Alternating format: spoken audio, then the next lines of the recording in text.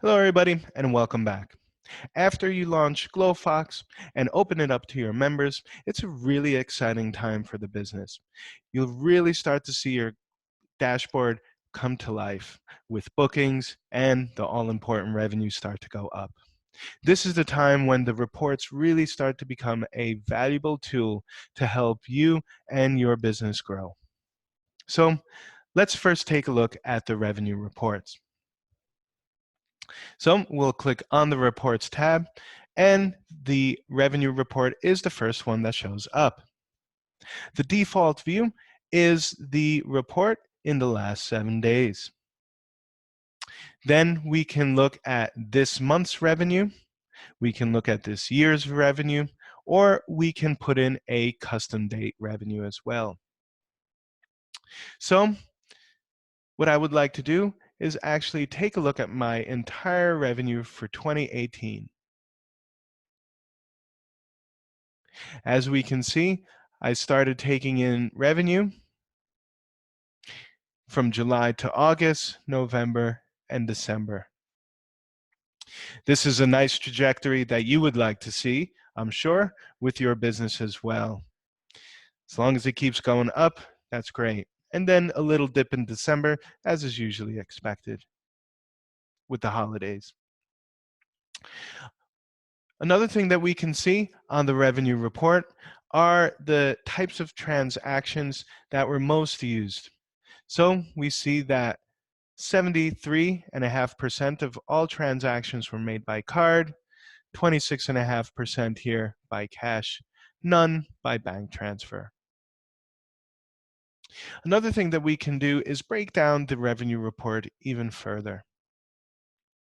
So if we wanted to take a look at our memberships revenue and only the money that has been brought in from the memberships, we can do that as well.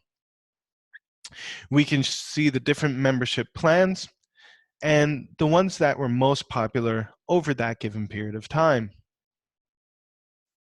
So we can see the private membership has brought in $900, the foundation membership $45, and then I have a bunch of deleted memberships that members have bought in my demo account. If you have more than one plan per membership, you can also break down to see which plan of that membership is doing the best as well. You can break down your class, course, and appointment revenues. This is for the drop-in prices that people pay for the classes, courses, and appointments. And if you're selling items or making custom charge transactions, you can break down that revenue as well. Let me go back to the 7 days. This is really helpful as well because it gives you a comparison to the previous week. So Thursday, January the 3rd, Marco's Yoga and Boxing sold $275 in memberships. On December 27th, Marco's Yoga and Boxing sold $150. And this comparison can be made on the month view as well and on the year and custom views. So you can get an accurate picture not only of the current month or time period that you're looking at, but also see how you're tracking against the last 7 days, month, year, or custom period. So hopefully you can use this as well to make better business decisions. If you see most people are buying memberships on a particular date, maybe that is when you are promoting your memberships.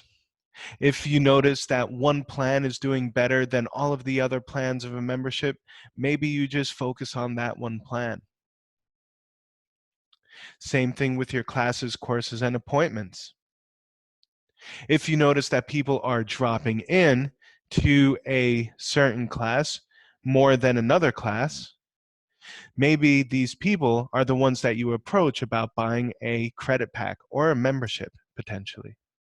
So again, this is just another way how you can use the revenue report to help you make better business decisions. So you're not just looking at it as a static piece of information, but an actionable use of the reports. So that's the revenue report, and in our next video, you'll learn about all the other reports that you have available to you in Glofox. See you there.